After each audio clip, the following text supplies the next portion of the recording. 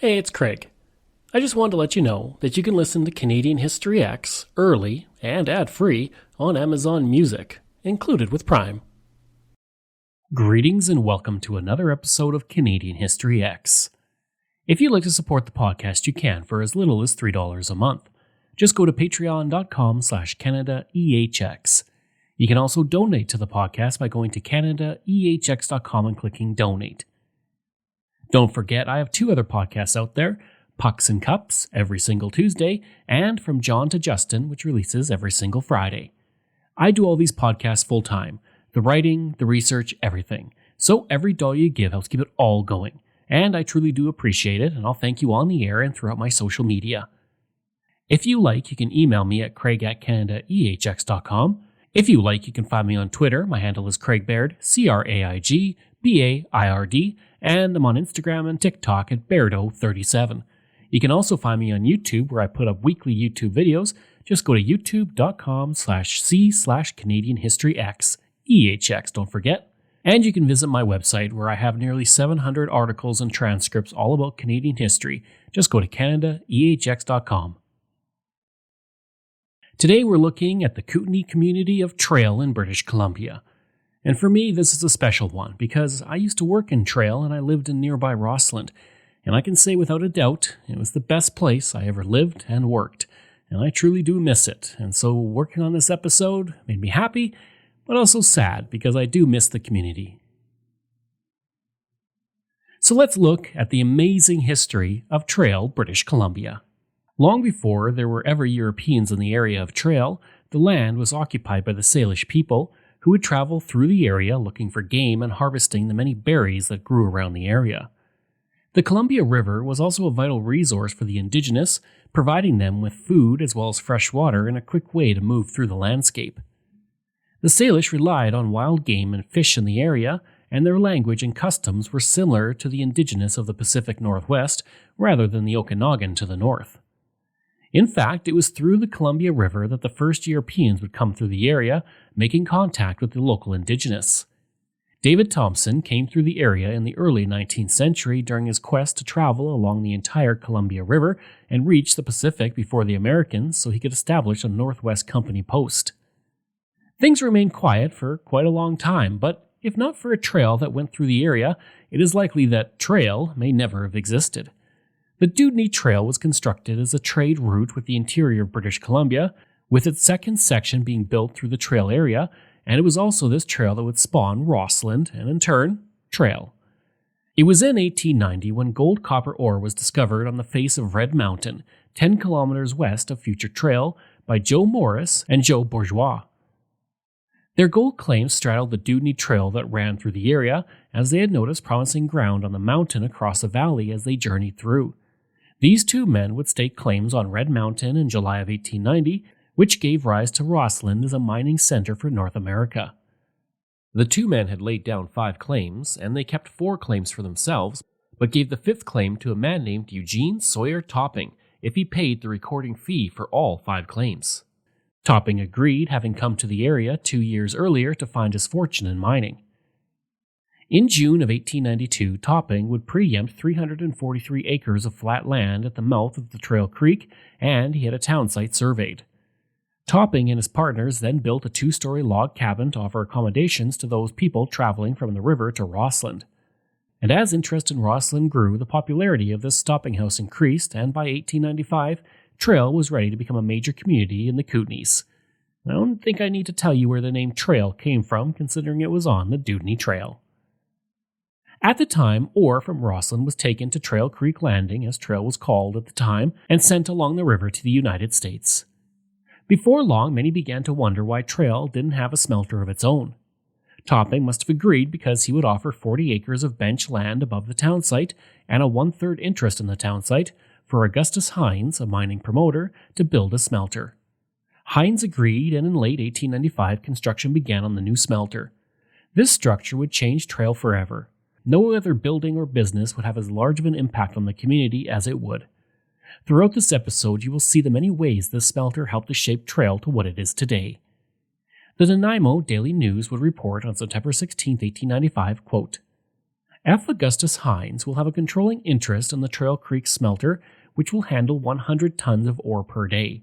The site has been cleared and the new works will be ready by November 1st. End quote. By the end of 1895, there was already talk of getting a narrow-gauge railway built from Rossland to Trail. The Vancouver Daily World would report, quote, "The line will be about twice as long as the distance between Rossland and the Trail smelter owing to the curves and loops necessary in making the grade. It is understood that the rails and rolling stock have been purchased and that they are to be delivered this winter." End quote. On February 1st, 1896, the first copper furnace began operation, and on August 10th, 1897, the first gold brick was produced.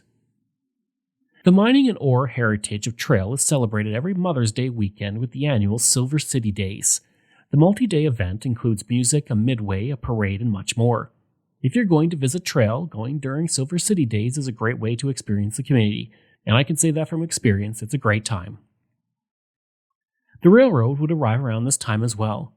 Completed in December of 1896, the first train from Trail to Rossland made the journey on December 20th. There was no bridge across the river, but that would not be far off. The Vancouver Daily World would report, quote, "Today, the Rossland extension of the Spokane and Northern Railway was opened. With the completion of a bridge, it will make a complete all-rail connection from Spokane to Rossland." End quote. With the smelter, Trail began to explode in size. By 1899, 1,500 people were living in the community, and in 1901, Trail officially became a city. During this time, when automobiles were still a few years away, the quickest form of transportation was along the river, and for Trail that meant stern-wheelers. These large boats would carry men and supplies to town for work at the smelter and at the Rossland mines. The heyday of these vessels was the 1880s and 1890s, but as the railroad arrived in the communities of Rossland and Trail, their importance quickly diminished. Some of the ships that used to travel near Trail were the SS Nakusp and the SS Trail, which was sadly destroyed by fire in 1900. The Nakusp was launched in 1895 and it was considered to be the finest vessel in the entire province, with 3 decks, 33 staterooms, and the ability to carry more cargo than most of the other ships combined. It also had hot and cold running water, steam heating, and electric lights. Sadly, it would see its time on the river end when it burned on December 24, 1897. During these early years, there was also a large influx of Italian immigrants who came to Trail to find work, and many would settle in a very unique place, and a place I always enjoyed visiting, the Gulch. Created by the Trail Creek as it came down from the mountains, the area was originally part of the land grant to the Columbia and Western Railway, but squatters soon came in and settled. Originally called Dublin Gulch, and then shortened to the Gulch, it was made up of Italian immigrants who did not want to live on the original Trail town site. It is believed the first Italian immigrant in the Gulch was Isacco Giorgetti, who had worked at the smelter. At the time, there were a lot of Chinese Canadians living in the area as well, working as cooks and launderers who grew beautiful gardens. As the Chinese Canadians left for other places, the immigrant families would continue the tradition of vegetable gardens, utilizing the steep terrain of the landscape. Italian organizations formed as well to help locals in the Gulch, including the Cristoforo Colombo Lodge, which assisted its members in times of sickness or death. Eventually, the Italian immigrants moved elsewhere in the community after the Second World War, but the original character of the Gulch remains to this day. Today you can visit the Gulch, see its historic buildings, and read the historical markers that highlight a very unique part of not only Trail, but the Kootenay region. For the next few decades of Trail's existence, the only way to get across the Columbia River was through the use of a cable ferry, or by using canoes and rowboats if the weather was calm. Eventually, community leaders saw that Trail needed to get its own bridge, and in June of 1909, Premier Richard McBride came to Trail to assess plans and listen to locals who wanted a bridge built. The MLA for the area, James Schofield, who came along on the trip, would tell locals, quote, "One of my first duties when I return to Victoria will be to secure an engineer's report on the Rock Island Bridge proposal, and if plans is feasible and the conditions warrant it, I can only corroborate what the Premier has already said." End quote. In 1911, a bridge would be built across the Columbia River, and it is a bridge that exists to this day, although it was decommissioned in its 99th year. The Trail Old Bridge saw construction begin in October of 1911, using mostly local labor. For the next 9 months, work would continue until it officially opened on May 24, 1912. The total cost to build this bridge, which stretches for 691 feet, amounted to $170,000 or $4.5 million today. At the big event to open the bridge, 2,000 people came out, and the entire day was filled with celebrations that included sporting competitions, a Boy Scouts exhibition, a rifle competition, fireworks, and a dance. The year of 1912 proved to be an important year in the history of trail. Not only was the bridge open, but Central School, the first school in Trail, was officially built and opened as well. In June of 1913, the new community would deal with the worst flood it had since 1894, when the Columbia River began to rise quickly. Before long, the sawmill of the Doukhobors was underwater. The Vancouver Sun would report, quote, "Not since the big flood of 1894 has the Columbia gone to such a rampage this year. It is generally believed during the winter months that owing to the excessive snowfall there would be considerable rise in the river, but few expected that it would assume the dimensions it attained." End quote. The flood would cover Bay Avenue under 3 feet of water, but by the end of the month things would improve and the water level would decrease. The Vancouver Sun would report, quote, "Of course, this will hardly be felt at Trail for a day or two, but the fact that the weather has taken a turn for the cooler will help the waters to subside a bit." End quote. In November of 1917, work at the smelter would grind to a halt when workers at the facility walked off the job. Initial reports were that the strike happened as a form of protest against the Military Services Act, which was proposed by the federal government in order to enact conscription. A total of 1,500 workers walked off the job on November 15th. The Regina Leader-Post reported, quote, "The employees of the Trail smelter, who are mostly foreigners, are said to be determined in their attitude." End quote. Later reports had the strike occurring because the workers wanted an 8-hour workday for the masons, electricians, yard workers, carpenters, and mechanics. At the time, 1,100 of the 1,500 workers worked 8-hour days, but the strike was so that the remaining 400 could have that same luxury. Due to the strike, orders to stop sending ore to the smelter were sent out until everything could be resolved. The strike would drag on for weeks, and by December 4th, it was reported that the effects of the strike were being felt by 20,000 people who lived in the Kootenay region. Rossland, for example, would see all of its mines closed down for the duration of the strike. Unlike other strikes at the time, there were no reports of violence on either side. The Vancouver Daily World reported, quote, "In spite of the fact that the smelter is closed down and the men are out of work, good order prevails." End quote. Finally, on December 22nd, the strike would end as the workers called off the strike after it was deemed illegal by the executive of the Mine, Mill, and Smeltermen's Union. It is estimated there was $25,000 in lost wages during the strike, amounting to about $439,000 today. The year that the workers went on strike, a baby named Robert Hampton Gray would be born. Now, I could literally have an entire episode all about the famous people who have come from Trail, because there's a lot of them, and that's why it's called the home of the champions. But I decided to focus on one, and that person is Gray. Gray was born on November 2nd, 1917 in Trail. After a time at the University of Alberta and the University of British Columbia, he would enlist in the Royal Canadian Naval Volunteer Reserve. He would eventually transfer to the Royal Canadian Air Force, where he served in Africa, Norway, and eventually, by April of 1945, Japan.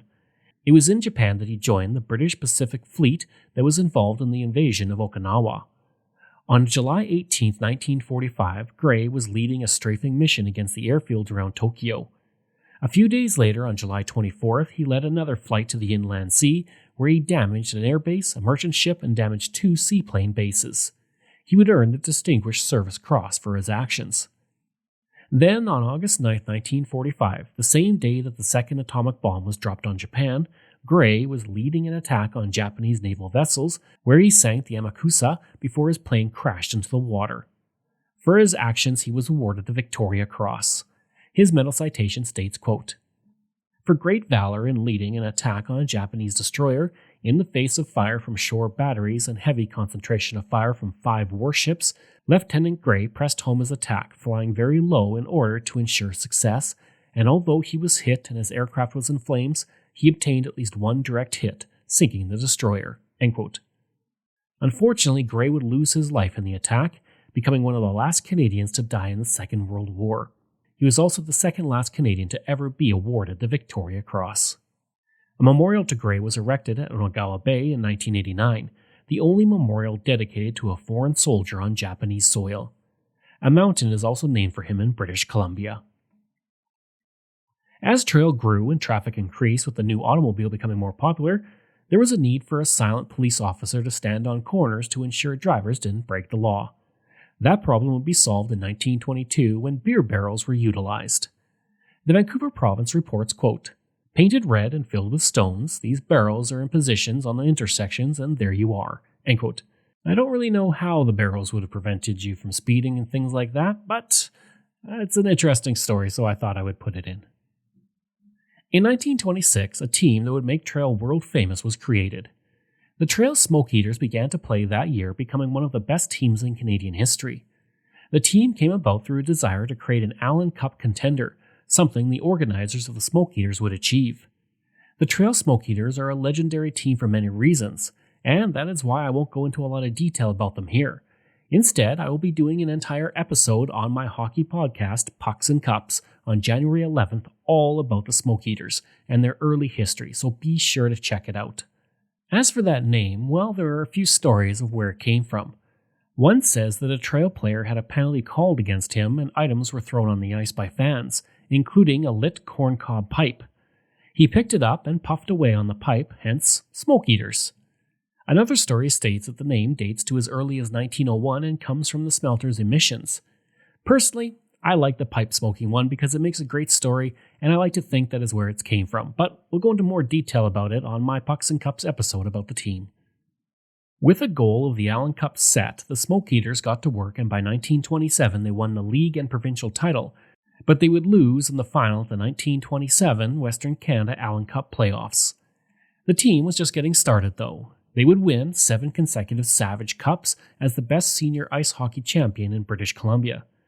In 1938, though, the team captured its first Allen Cup, given to the best amateur team in Canada. This gave the team the right to play in the World Ice Hockey Championships in 1939. Played in Switzerland, the Smoke Eaters dominated, only giving up 1 goal the entire tournament and capturing Canada's 11th title. The team would continue to be one of the best hockey teams in British Columbia. From 1940 to 1960, it would win 7 Savage Cups.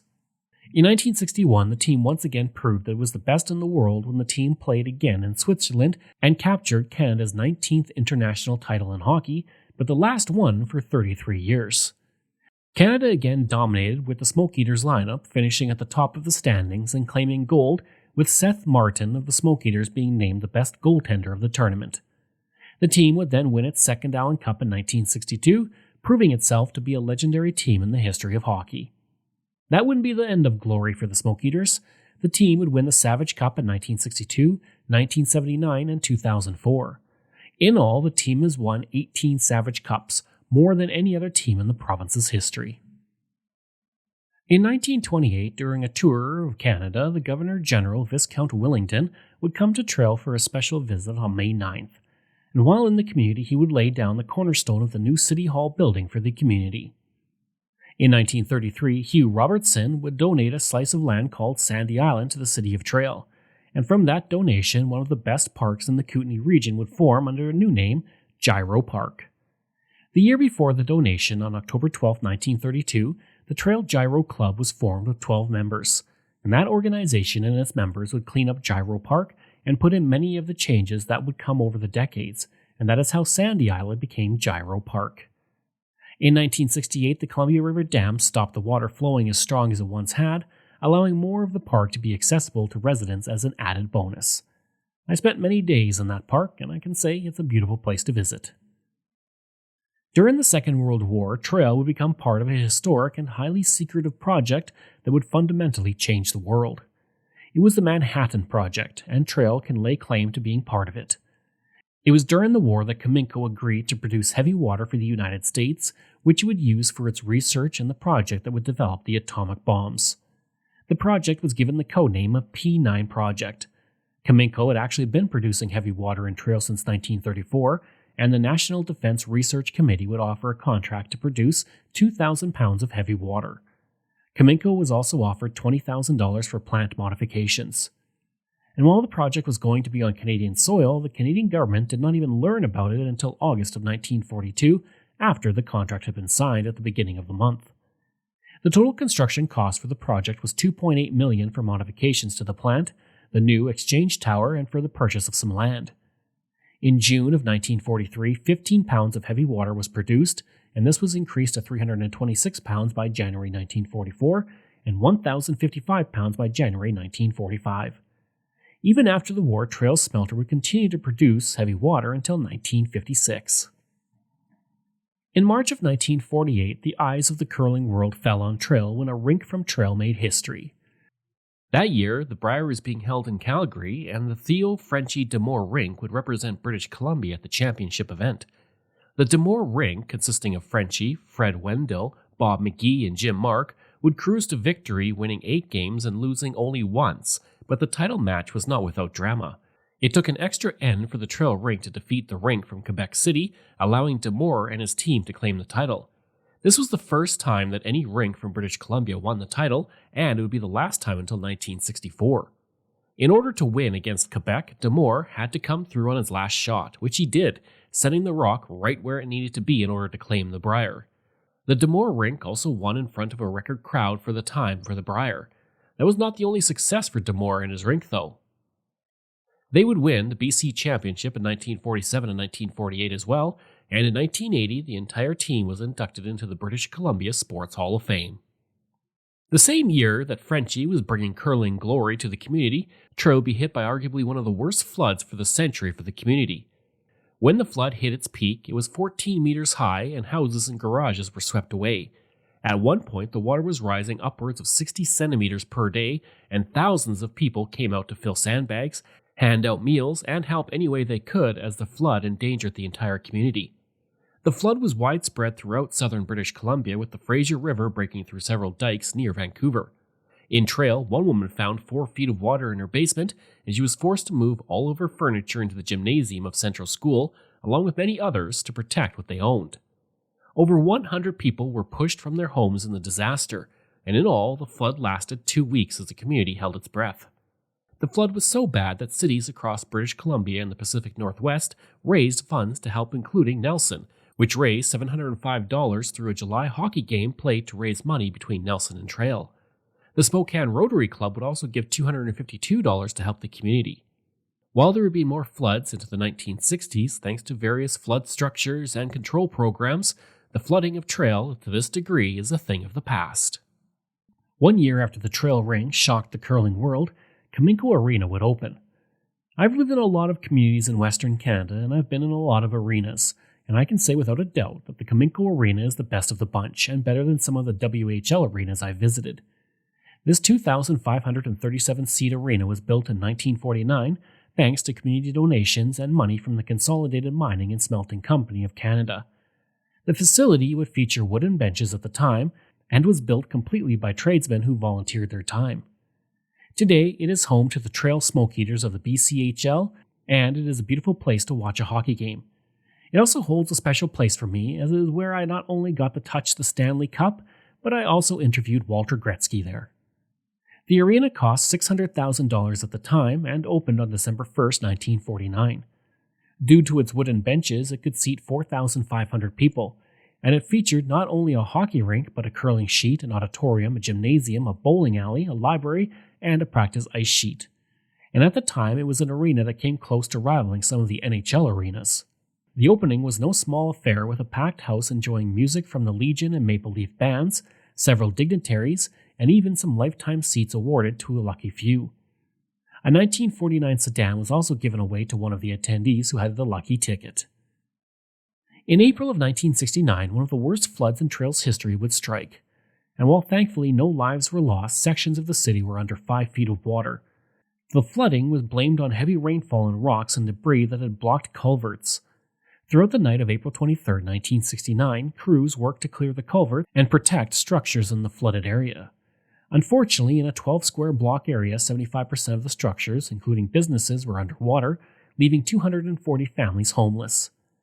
A midnight curfew was also implemented, and 850 volunteers came out to salvage what they could, while also searching for anyone who may have been trapped. Flood losses would amount to $3 million, or about $21 million today. The provincial government would provide money for 2/3 of that amount, while locals would raise money to help those who had lost everything in the disaster. Thankfully, through the hard work of crews, water levels began to decline within a day. There are many people, as I mentioned, who came from trail and achieved great things in Canada and the world, because truly there are too many. One person was Jason Bay, who played Major League Baseball from 2003 to 2013 and won the National League Rookie of the Year. His sister Lauren would become an all-star softball pitcher and would win bronze at the 2020 Tokyo Olympics. Another Olympian was Karen Lee Gardner, who won gold at the 1992 Albertville Olympics in downhill skiing. It is in hockey, though, that trail has truly stood out. An astounding 17 hockey players from trail have gone on to play in the NHL. There is Sean Horkoff, who captained the Edmonton Oilers, and Barrett Jackman, who won the Calder Memorial Trophy as Rookie of the Year in 2003. Likely, trail is the only place where you'll have a Major League Baseball Rookie of the Year and a National Hockey League Rookie of the Year. Of the 15 players, only a few have their name etched on the Stanley Cup. Thomas McVie, who worked as a scout with the Boston Bruins, had his name added in 2011, while Adam Deadmarsh won the Stanley Cup in 1996 with Colorado, and Dallas Drake won with Detroit in 2008. And while no player has made it to the Hockey Hall of Fame yet, Seth Martin, who backstopped the Smoke Eaters to glory in 1961, is a member of the International Ice Hockey Federation Hall of Fame. If you would like to learn more about trail and its history, then the best place to visit is the Trail Museum and Archives, located at the Trail Riverfront Center. The Trail Historical Society was organized in 1953 at the home of Elsie Turnbull in the hope of providing a way to protect and preserve the history of the community. In 1997, a museum went open for the organization. The museum is a stunning place where the history of the community is highlighted in gorgeous displays. Some of the items you will find at the museum include shards of ceramic plates, spoons, and trading beads from Fort Shepherd, voice recordings of pioneers, a century-old cabinet that contains bagpipes, a clarinet, and a fancy evening gown, and there are also letters from the trail soldiers who served in the trenches of the First World War, and a section devoted to Gene Staton, who was the Rosie the Riveter of trail. The museum also includes the Sports Hall of Memory, which contains the photos, trophies, uniforms, and other items that represent the long and amazing sports history of the community, some of which I touched on in this episode. You can also watch archival film footage of the 1938 Trail Smoke Eaters returning to the community after winning the Allen Cup, and you can view the final game of the 1961 World Hockey Championships when the Trail Smoke Eaters won their second title. Entry to the museum is by donation. Once again, I want to say that trail is an amazing place to visit and live. And if there's one place that I could live again and would want to, well, it's Rosslyn and Trail, because I truly miss it, and it's a great place, so go check it out. I hope you enjoyed that episode and my look at Trail, British Columbia. If you did, please leave a rating and review. If you like, you can email me at craig@canadaehx.com. You can find me on Twitter. My handle is Craig Baird, CraigBaird, and I'm on Instagram at Bairdo37. As well, again, if you want to support the podcast, you can for as little as $3 a month. Just go to patreon.com/CanadaEHX. And you can donate to the podcast by going to CanadaEHX.com and clicking Donate. I'd also like to thank all of my wonderful patrons, and I apologize if I get any names incorrect. Vobs, Robert Page, Richard D., Colin Johnson, Katie Caldwell, Jeff Hershey, Kyle Murray, Steve Pakin, Matthew Gartho, Lionel Romaine, Dr. Bob Turner, an anonymous patron that I truly do appreciate, Randy Hayden, Doug Campbell, Reg W., Deborah Carlson, Francis Helbling, Nick Zinri, Shannon Marshall, Clinton Martinez, Dimitri Shove, Aaron O'Hara Myers, Robert Dunseith, Todd Casey, Catherine Rawa, Luke S., JP Bear, Jason Hall, Phil Maynard, and Iris Gray. Thanks, and we'll see you again next time.